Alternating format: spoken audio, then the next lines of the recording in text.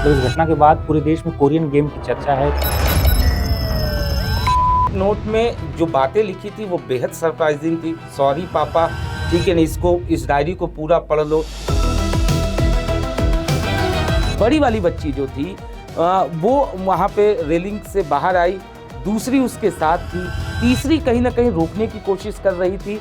In between जो है पहली गिरती है, फिर दूसरी और फिर तीसरी।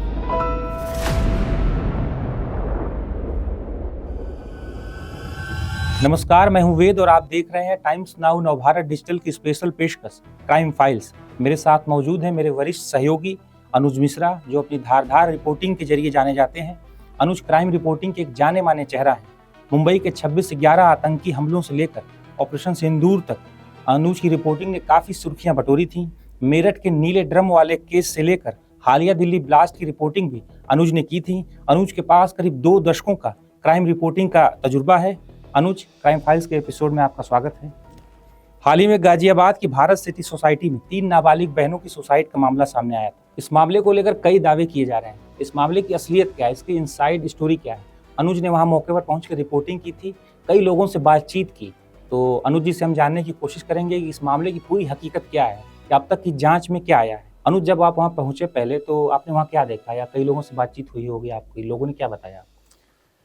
जी बिल्कुल, ये एक ऐसा मामला था कि जब इस खबर के बारे में हमें जानकारी मिली कि गाज़ियाबाद में कुछ इस तरीके का मामला हुआ है जिसमें 3 बहनों ने खुदकुशी कर लिया है, वो 9वीं मंजिल से गिर गई हैं। उसके बाद हमने इस स्टोरी के बारे में डिटेल पता करना शुरू किया और जानकारी इकट्ठा करनी शुरू की कि आखिरकार इस पूरे मामले में वाकई में हकीकत क्या है। जानकारी इकट्ठा करते करते हम स्पॉट पर भी पहुंचे। चूँकि सुबह का वक्त था, ज़ाहिर तौर पर 8 साढ़े 8 बज रहे थे उस समय। निश्चित तौर पर इस पूरे मामले ने पूरा भारत सिटी सोसाइटी है उसमें एक तरीके से एक अलग टाइप का माहौल क्रिएट कर रखा था। तमाम तरीके की कौतूहल थे लोगों के जहन में। लोग काफ़ी ज़्यादा, कुछ लोग डरे हुए थे, कुछ लोग निश्चित तौर पर इस पूरे मामले से सदमे में थे। कुछ लोगों को यकीन भी नहीं हो रहा था कि आखिरकार ये हुआ क्या है, क्योंकि जाहिर तौर पर ये एक तरीके का ऐसा मामला है जो कि जब हम इस पूरे मामले की तह तक जाएंगे तो ये एक तरीके का ऐसा मामला है जिसमें कहीं ना कहीं अभिभावकों के लिए, खासतौर पर पेरेंट्स के लिए, ये पूरा मामला जो है खतरे की घंटी से कम नहीं है। क्योंकि सबसे बड़ी बात ये थी कि जब हम मौके पे पहुंचे तो पुलिस की टीम भी वहाँ पे मौके पे मौजूद थी। जाहिर तौर पे क्राइम सीन को जांच कर रही थी और क्राइम सीन पर निश्चित तौर पर जब तक फॉरेंसिक टीम नहीं पहुँचती है उससे पहले किसी को उसके आसपास भटकने नहीं दिया जाता है। तो क्राइम सीन से सबूत इकट्ठा किए जा रहे थे, लेकिन मंजर बेहद भयानक था। भयानक इसलिए मैं कह सकता हूँ क्योंकि जो वहाँ पर लोग थे वो पूरी तरीके से सरप्राइज थे। उन्हें यकीन ही नहीं हो रहा था कि ये हुआ कैसे।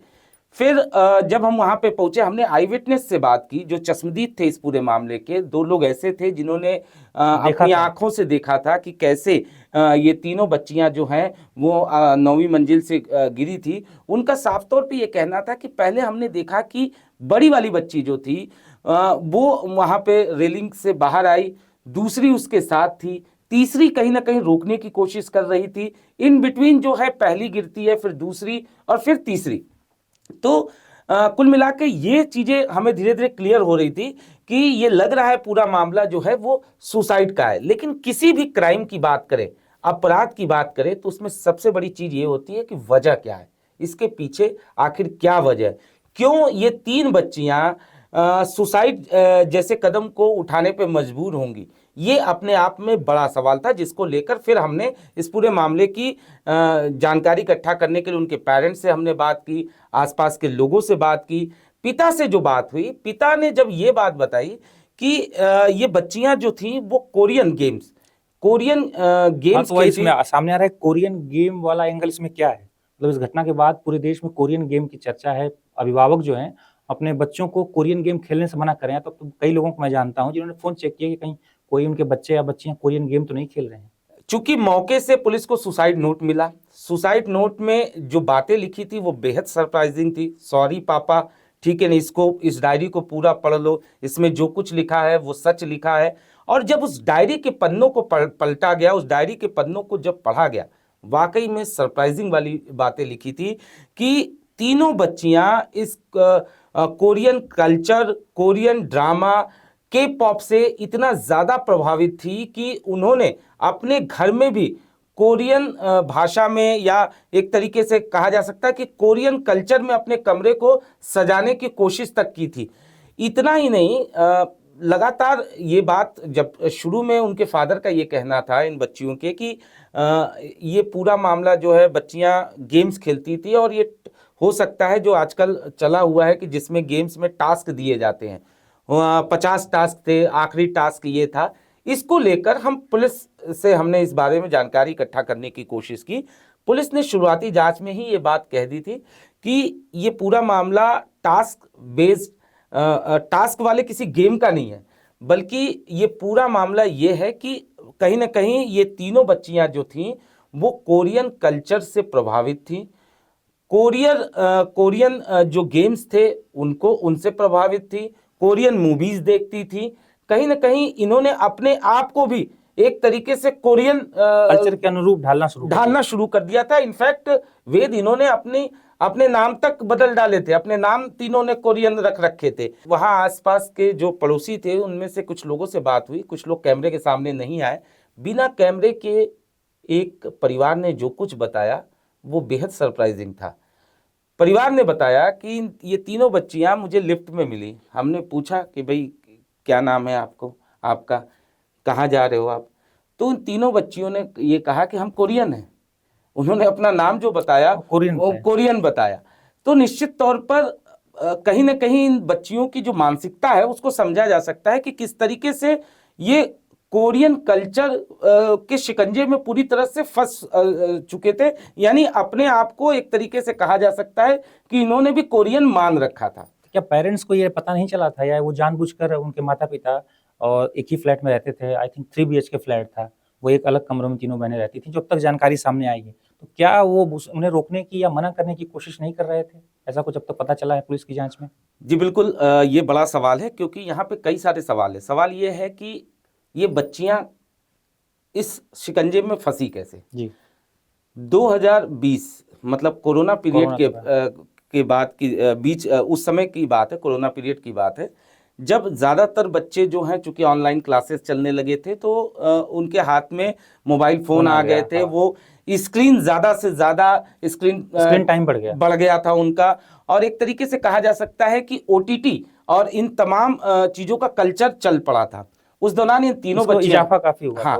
हाँ, इस दौरान ये तीनों बच्चियां भी आती हैं और इनके जो पेरेंट्स हैं, जो इनके फादर हैं चेतन, उनका ये कहना है कि ये उसके बाद से ही लगातार कोरियन ड्रामा, कोरियन गेम्स, ये तमाम चीज़ें ये देखती रहती थी और धीरे धीरे उसमें ये अपने आप को ढालने लगी। इतना ही नहीं, सबसे बड़ी बात यह है कि इन्होंने स्कूल जाना तक बंद कर दिया था।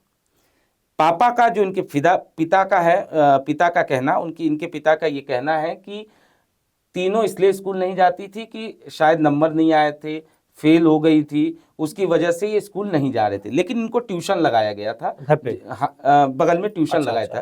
ट्यूशन पढ़ने के लिए ये ऐसा उनके फादर का कहना था कि वो जाती थी। लेकिन ट्यूटर ने भी हाथ जोड़ लिया था कुछ दिन पहले ट्यूटर ने हाथ जोड़ लिया। उन्होंने कहा कि ये बच्चियां हमसे कहती हैं कि जी आप मुझे कोरियन में पढ़ाओ, अच्छा, कोरियन में आप मुझे पढ़ाओ, जिसकी वजह से ट्यूटर ने ये कहा कि पहले इनकी मानसिक स्थिति को आप सही करवाइए, आप इनसे मोबाइल फ़ोन लीजिए, ठीक है। तो कहीं ना कहीं पेरेंट्स को अब समझ में आने लगा था। और जो डायरी में भी लिखा हुआ है कि फादर की तरफ से एक तरीके से कहा जा सकता है कि डांट डपट जो है वो शुरू भी हो गई थी और इनके मोबाइल फोन को भी ले लिया गया था। 6 महीने पहले एक मोबाइल फोन को लिया गया था जिसे फादर ने बेच दिया था, और करीब 10 से 15 दिन पहले दूसरे मोबाइल फोन को भी लेकर बेच दिया गया था। इतना ही नहीं, इन्होंने एक यूट्यूब चैनल बनाया था जिसमें सब्सक्राइबर भी ठीक ठाक हो गए थे, जिसमें ये लगातार Korean culture, Korean drama, K-pop के तमाम कंटेंट जो है वो डालते थे और खुद को भी इस तरीके से रिप्रेजेंट करते थे कि ये कोरियन है। अब फादर की तरफ से जो है शिकंजा कसना शुरू हो गया था। 2 मोबाइल फोन इनसे ले लिए गए थे। एक मोबाइल फोन जो कि ये अपनी मदर का इस्तेमाल करते, जो लास्ट टाइम भी पुलिस को मौके से मिला, पुलिस को मौके से सुसाइड नोट, मोबाइल फोन, ये जो तमाम चीजें मिली उसमें ये मोबाइल फोन भी मिला। मोबाइल फोन में भी ये जो डीपी जिसको कहते हैं वो कोरियन लगा लेते थे। कोरियन लगा, हाँ, इतना ही नहीं, उसको अगर चेंज कर दिया जाता था, भाषा अगर चेंज कर दी जाती थी तो उस पर ये नाराज हो जाते थे। तो फिलहाल वो जो फोन है वो इस पूरे मामले की सबसे अहम कड़ी है, क्योंकि लास्ट में वो फोन सबसे बड़ा गवाह है।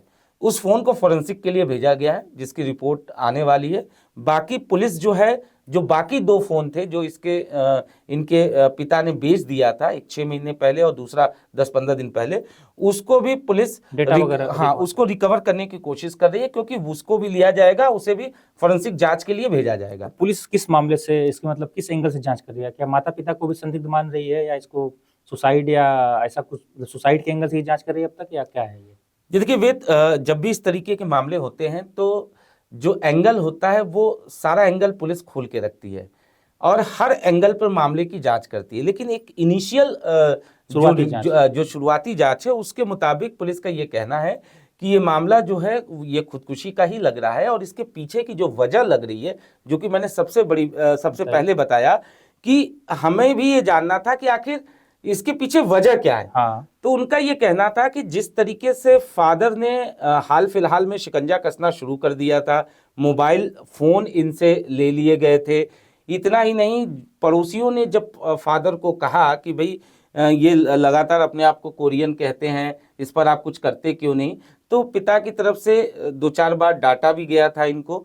उससे कहीं ना कहीं ये आहत थे, इन्हें ये लगने लगा था कि हमसे कोरियन सभ्यता छीनी जा रही है, दूर किया जा रहा है, और क्योंकि इन्होंने अपने सुसाइड नोट अगर हम पढ़ें तो उसमें भी किस तरीके से इन्होंने जो भाषा का इस्तेमाल किया है, love Korean culture, Korean drama, के पॉप और के पॉप फैमिली, के पॉप ग्रुप की बात वो कर रहे थे। यानी ये के पॉप ग्रुप से एक तरीके से जुड़े हुए थे और उस ग्रुप के लोगों से। अच्छा, एक चीज और है, इसमें इन्होंने अपनी छोटी देवू नाम लिया है। हाँ। देवू क्या है, इनकी छोटी बहन थी, ठीक है ना, जिसका नाम इन्होंने कोरियन में देवू रखा था। और देवू दुश्मन भी ये कह दिया कि उससे बॉलीवुड, जो कोरियन जो इनकी बात नहीं मानता था उसे ये बॉलीवुड कह देते थे। अच्छा, यानी कि उसको दुश्मन मानते थे।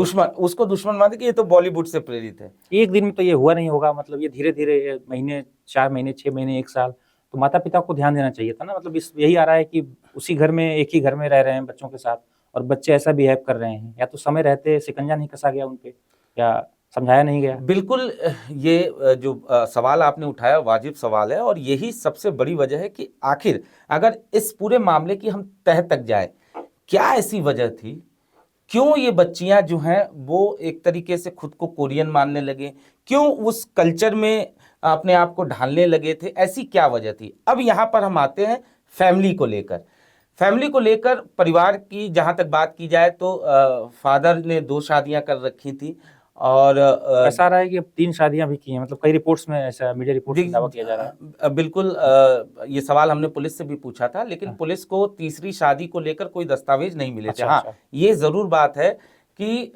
सुसाइड नोट में भी जिस नाम का जिक्र किया गया था वो तीसरी बहन ही थी। यानी तीसरी बहन, पिता ने जो 2 सगी बहनों से शादी किया, उसके बाद तीसरी बहन जो थी वो भी यहाँ पर रहती थी, और बीच बीच में कभी कभी वो चली जाती थी, लेकिन ज़्यादातर समय यहीं पर वो रह रही थी। तो ऐसा कहना था कि इन्होंने तीसरी शादी की थी। हालांकि पुलिस का ये कहना है कि भाई हमें इस बाबत कोई एविडेंस या सबूत नहीं मिले, कोई दस्तावेज नहीं मिले।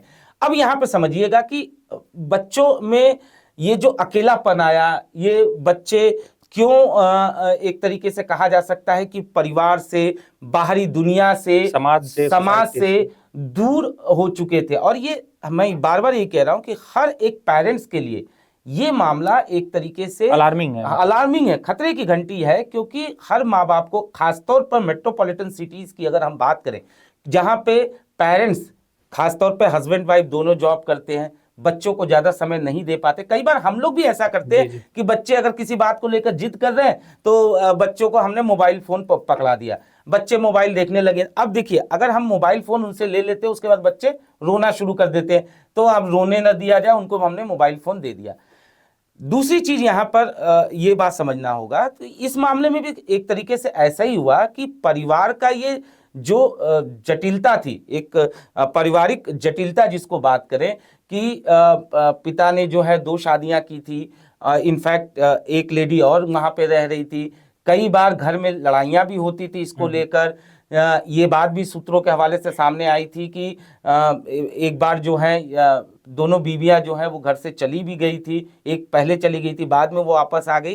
तो कहीं ना कहीं परिवार में जब इस तरीके का माहौल था, पूरी तरह कलह थी एकदम। हाँ, एक तरीके से कह सकते हो। अच्छा, आर्थिक स्थिति पर भी सवाल उठ रहे हैं कि आर्थिक स्थिति बहुत ज्यादा अच्छी नहीं थी, धीरे धीरे पहले अच्छी थी, धीरे धीरे हाँ, आर्थिक स्थिति जो है हाँ, वो डाउन होती जा रही थी। कर्ज जो है हाँ, वो खुद पिता ने माना है कि 20-30 लाख रुपए का से ऊपर का हमारे पर कर्ज था। तो एक तो आर्थिक स्थिति अच्छी नहीं थी, दूसरा क्या था, पारिवारिक जटिलता जो थी उसकी वजह से कहीं ना कहीं बच्चे जो हैं वो उनके लिए जो साधन था, अच्छा स्कूल भी नहीं जाते थे, वो स्कूल जाना छोड़ चुके थे, अब बाहरी दुनिया से एकदम वो अलग थे। उन्होंने अपना सब कुछ किसको मान लिया? कोरियन कल्चर, कोरियन ड्रामा को, कोरियन लैंग्वेज। अच्छा, हमने जो एक्सपर्ट से बात की, कई सारे एक्सपर्ट्स का ये कहना है कि ये जो कोरियन ड्रामा है या के पॉप है की बात की जाए, आज की डेट में जो खासतौर पर जो नाबालिग्स हैं, हाँ, उनके बीच में इतना ज्यादा पॉपुलर है और इसको देखकर वो कहीं ना कहीं इससे प्रभावित हो रहे हैं। कहीं ना कहीं इन बच्चियों ने भी ये बच्चियां भी उससे प्रभावित हुई, और न सिर्फ प्रभावित हुई बल्कि इन्होंने तो खुद को उसी में ढालना शुरू कर दिया। हाँ। अब क्या होता है कि फादर इन पर शिकंजा कसना शुरू करते हैं। फादर कहते हैं जी आप मोबाइल दो, मोबाइल उनसे छीन लिया गया। उसके बाद उन्हें कहीं ना कहीं इस बारे में डांटा भी गया कि ये चीजें मत करो। उन्होंने क्या किया कि परिवार को ही अपना दुश्मन मान लिया। अच्छा, यहाँ मेरा सवाल ये था कि अगर उस सुसाइड नोट की अगर हम बात करें तो उसमें सॉरी पापा ही क्यों लिखा है? आप अगर सुसाइड नोट की बात, हाँ, चर्चा ज्यादा तो हुई। उस पर ये कहना था, जो पुलिस की इन्वेस्टिगेशन आई उसमें ये बताया जा रहा है कि चूंकि पापा ने ही मोबाइल फोन लिया और पापा ने ही डांटना शुरू किया कि भाई इससे आप दूर रहो, पढ़ाई लिखाई करो, तो इसलिए उन्होंने ये लिखा कि आप इसको पढ़ो, यही सच्चाई है। उसमें अगर हम देखें तो उसमें सुसाइड नोट में जो बातें लिखी हुई हैं वो बेहद चौंकाने वाली बातें हैं कि किस तरीके से उन्होंने बाकायदा गेम्स और तमाम प्लेटफॉर्म्स के नाम जो है वो मेंशन किए हैं कि उसी को वो पसंद करते थे, उसी को हम चाहते थे, और ये भी लिखा लो छीनो हमसे। अब देख लिया ना आपने कि इसको छीनने का क्या नतीजा हो सकता है। इस तरीके की बातें साफ तौर पर ये दर्शाती हैं कि किस तरीके से वो कोरियन ड्रामा, कोरियन के पॉप के शिकंजे में फंस चुकी थी, उसी को अपनी दुनिया मानने लगी थी। जो बाहरी दुनिया थी उससे अलग थी। और मैं बार बार ये कह रहा हूं कि क्यों ये अलार्मिंग है, पेरेंट्स को आज ये देखना चाहिए। अगर बच्चे ज्यादा मोबाइल इस्तेमाल कर रहे हैं तो सवाल ये है, अगर बच्चे ऑब्वियसली मोबाइल को ज्यादा इस्तेमाल कर रहे हैं, कोई भी खाने के लिए है और कोई गेम्स खेलते हैं, या फिर मेरा ये कहना है कि OTT प्लेटफॉर्म का इस्तेमाल कर रहे हैं, तो ऐसा नहीं कि उनसे आपने आज ही मोबाइल छीना और रख लिया कि अब तो नहीं देना। धीरे धीरे इसकी आदतों को आप कम करिए, और ये जरूर देखिए कि आपका बच्चा किधर जा रहा है, और बाहरी दुनिया से हमेशा संपर्क होना चाहिए।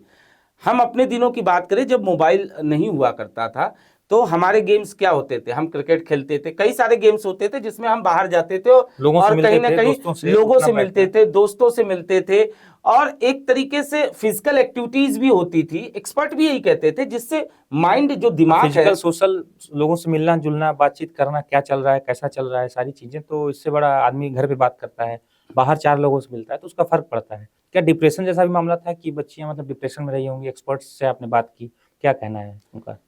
जी देखिए, कहीं ना कहीं अगर इस पूरे मामले की तह तक जाया जाए तो निश्चित तौर पर डिप्रेशन इसको वर्ड कहिए या अब मुझे टेक्निकली नहीं पता है कि इसको क्या कहा जा सकता है, मनोचिकित्सक जो है बता वही सकते हैं। वही सही मायने में बताएंगे। लेकिन कहीं ना कहीं ये जरूर कहा जा सकता है कि मानसिक रूप से कहीं ना कहीं कुछ दिक्कतें, कुछ परेशानियां जरूर रही होंगी, और वो रही नहीं होंगी, वो पैदा की गई होंगी। हाँ, ठीक है वो ना, हालात हालात ऐसे हुए होंगे, परिवार के घर के हालात क्योंकि ऐसे देखिए बच्चों का ना बच्चों का माइंड बड़ा मासूम होता है। हाँ। उसको जिस शेप में आप ढालेंगे उसी शेप में वो ढलते चले जाएंगे। तो क्या ये कुछ किसी मानसिक बीमारी से ग्रसित थी या कुछ और बातें थी, ये तो निश्चित तौर पर जांच का विषय है और इसकी जांच की भी जाएगी।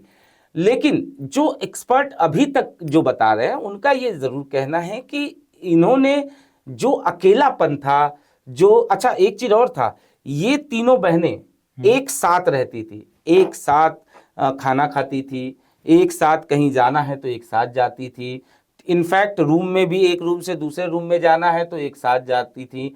तो ये तीनों बहनें एक दूसरे के काफी क्लोज थी, जिसमें जो हेड थी बड़ी वो बहन। बीच वाली, अच्छा, बीच वाली हेड थी। हाँ बीच वाली जो थी वो हेड थी। जो सुसाइड नोट भी जो लिखा गया है, पुलिस उस सुसाइड नोट की जब जांच कर रही है तो पुलिस को भी ये लग रहा है कि इस सुसाइड नोट हैंडराइटिंग में वगैरह जो हैंडराइटिंग की मैच अच्छा। की जाएगी। हाँ। लेकिन अभी तक जो लग रहा है कि उसमें ज्यादातर जो बातें लिखी गई हैं वो बीच वाली ने ही लिखा है, और इसी वजह से बीच वाली को ही हेड कहा जा रहा था।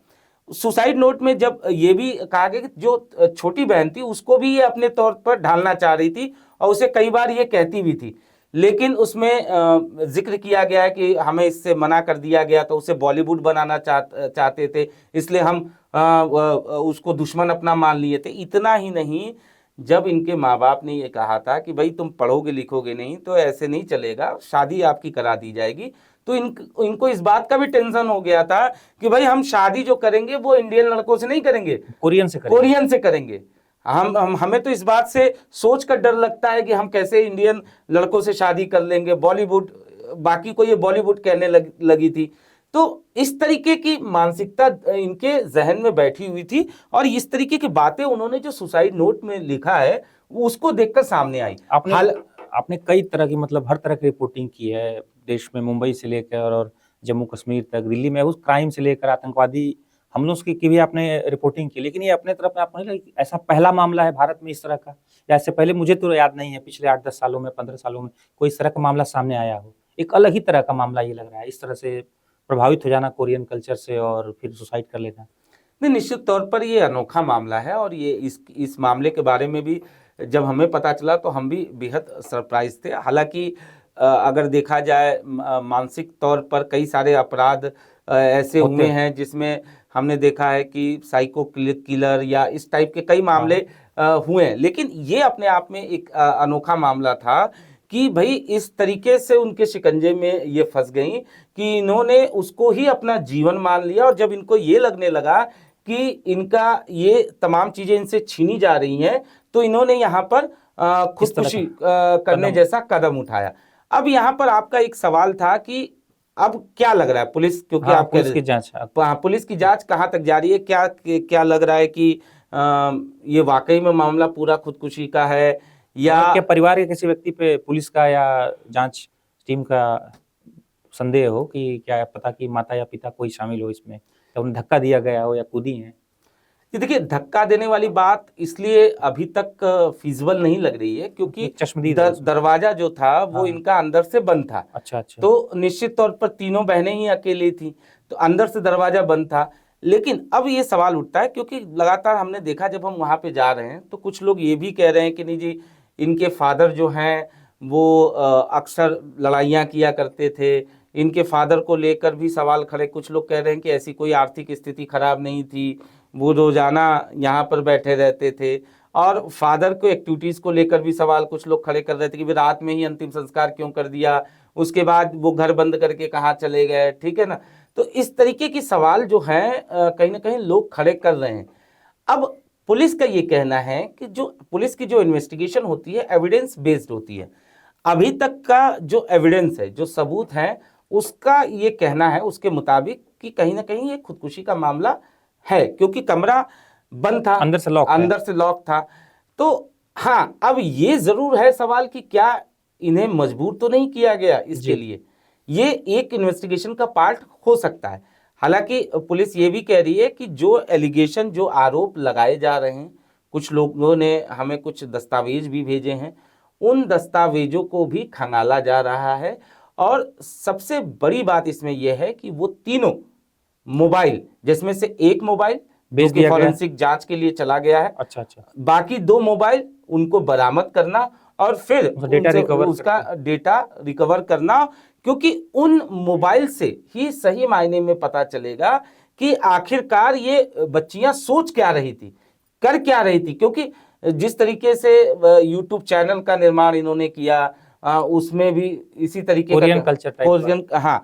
और दूसरी चीज ये थी कि जो फोन है, जो माँ का फोन है, जो मौके से मिला है, उसका जो फॉरेंसिक जांच के बाद उसकी जो रिपोर्ट आएगी, उससे भी कई सारी चीज़ों का पता लगना लाजमी है। क्योंकि जाहिर तौर पर लास्ट मोमेंट पर अगर देखा जाए तो वो उस फ़ोन से ही इन्होंने लास्ट मोमेंट पे जो भी एक्टिविटीज़ की थी फ़ोन पर, जो सर्च किया होगा या हाँ, जो जो देखा भी कुछ किया वो उस फ़ोन से किया। तो उसका अब जब डेटा आएगा तो उससे भी कई सारी चीज़ों का पता लगेगा। हमारे साथ जुड़ने के लिए अनुज आपका बहुत बहुत धन्यवाद।